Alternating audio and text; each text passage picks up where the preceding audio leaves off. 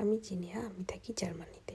আজ সরস্বতী পুজোর সকাল সকাল উঠেই সব জিনিসপত্র বের করে নিয়েছি, কারণ আজকে পুজোর প্রস্তুতি করতে করতে বেশ খানিকটা সময় লেগে যাবে। তাই সকালবেলা উঠে স্নান করে ফুলের ভাসগুলো রেডি করে নিচ্ছিলাম, কারণ ছোটোবেলায় প্যান্ডেল বানাতাম, কিন্তু এখানে তো আর প্যান্ডেল বানানো যাবে না। তাই দু সাইডে দুটো ফুলের ভাস সুন্দর করে সাজিয়ে দেবো প্ল্যান করেছি। তাই সিজনের টিউলিপ ফুল রয়েছে বলে 2 রকমের টিউলিপ ফুল, আর তার পাশে ছোট ছোট এই ফুলগুলোর আমি নাম জানি না, ওগুলো বেশ একসাথে দিলে দেখতে ভালো লাগবে, তাই দিলাম। আজ আবার অনেক কাজ। আজ ভেবেছি ঠাকুরকে একটু সুজি লুচিও করে দেব, কারণ জার্মানিতে এটা আমার প্রথম সরস্বতী পুজো সেলিব্রেশন। আর একটু ভালো করে করতে পারতাম, কিন্তু যদি অস্কারের মালিক থাকতো, কারণ একা হাতে সব কিছু একা একা করা টাফ হয়ে যায়। তাই এবার ছোট করেই করলাম। তারপরে এখানে ফুলগুলো সব কিছু সাজিয়ে নিলাম, দেখতে বেশ ভালোই লাগছে। তারপরে ময়দা মাখা শুরু করলাম, আর লেট করব না, প্রায় 12টা বেজেই গেছে। ময়দা ছিল না, আর ঠাকুরের ছোঁয়াছান্তি করব না বলে, তাই জন্য পিৎজার আটাটা ছিল, যেটা আগের দিন এনে রেখেছিলাম, ওটা দিয়েই করে নিচ্ছি। তা তেলটাও নতুনই এনেছিলাম একবারে, কারণ ঠাকুরের তো সেরকম জিনিস আমার একসাথে ছিল না, সব নতুন একবারে এনেই করে নিচ্ছি। প্রথমে ময়ামটা ভালো করে দিয়ে জল দিয়ে মেখে রেখে দিলাম, তারপরে শুরু করতে হবে সুজি। আগে ঠাকুরকে খিচুড়ি তরকারি করে দিয়েছি, কিন্তু কখনো সুজি লুচি করিনি, তাই এবার ভাবলাম একটু সুজি লুচিই করা যাক। সবসময় মাকে বলতাম একটু বেশি করে ভোগ করো, বা এইটা করো সেইটা করো। মা বলতো একা হাতে করি তো, বুঝিস না, যখন নিজের বাড়ি হবে বুঝবি। সত্যি এখন মনে হচ্ছে সেটাই, একা একা সব কিছুই করছি, পাশে কেউই নেই। খারাপ লাগছিল, যে মা বাবা থাকলে বেশ ভালোই লাগতো। যারা আমরা বাইরে থাকি, আমাদের অনেক কষ্ট জমে থাকে এই অনুষ্ঠানগুলোতে বা এই স্পেশাল দিনগুলোতে, সরস্বতী পুজো বা দুর্গা পুজো বা যে কোনো রকমের অনুষ্ঠান।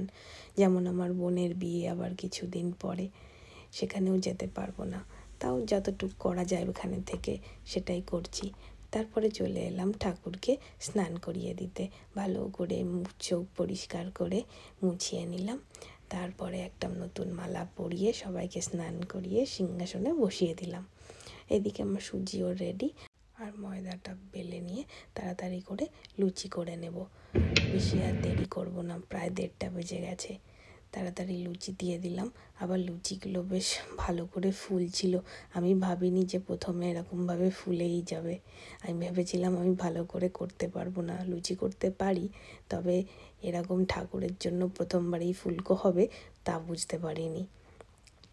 ওই যে বলে না, ভগবানের জন্য মন থেকে করলে ঠিক ভগবান নিজের মতো নিজেরটা করে নেয়।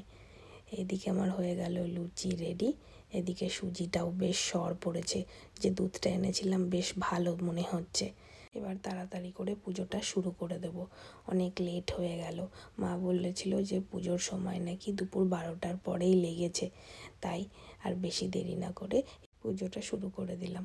আজকে কুল ছিল না, তাই চেরি এনেছি। ঠাকুরকে যতটুকু পেরেছি নিজের সাধ্য মতো সাজিয়ে গুছিয়ে দেওয়ার চেষ্টা করেছি। ভুল ত্রুটি কতটা হয়েছে জানি না, তবে যতটুকু করেছি সত্যি খুব মন দিয়ে ভালোবেসে ঠাকুরের জন্য করেছি। আর আমি মানি, আমার যা কিছু হয়েছে, যতটুকুই হয়েছে, সবই ঠাকুরের ইচ্ছায় বা ঠাকুরের কৃপায়। পুজো শেষ করে দেখতাম মা সবসময় চা বিস্কুট খেত, আমিও তাই চা বিস্কুট খেলাম। খুবই খুশি, মনটা ভালো লাগছে। কিন্তু কাল তো আবার সোমবার অফিস শুরু হয়ে যাবে, তাই তাড়াতাড়ি করে এসে একটা হেলদি মিল প্রেপ করে নিলাম, অল্প ভাত দিয়ে আর বেশি করে সবজি দিয়ে। আর রাতে আজকে একটু আনহেলদি খাবো, তাই আলুর কচুরির মতো তরকারি করলাম। এদিকে একটা ভিন্ন ধরনের কমলা এনেছিলাম, দেখতে বেশ ভালো লাগছিল, খেয়ে দেখি কেমন, সে কি কাণ্ড! এত টক যে মনে হচ্ছিল দাঁত টক হয়ে যাবে, তাই আর খেলাম না। তারপরে আর একবার ভাবলাম একটু চা খাই। তার মধ্যে আমার কচুরির তরকারিটাও রেডি হয়ে গেছে। লুচি দিয়ে আজকে কচুরির তরকারি খাবো একটু। আমি ভেবেছিলাম যে সাদা আলু করব তরকারি, তারপরে ভাবলাম না থাক, একটু কচুরির তরকারিই করি। তারপরে লুচিটাও হয়ে গেল, তাই রাতের ডিনারে লুচি, সুজি আর আলুর তরকারি খেয়ে আজকের দিনটা শেষ করলাম।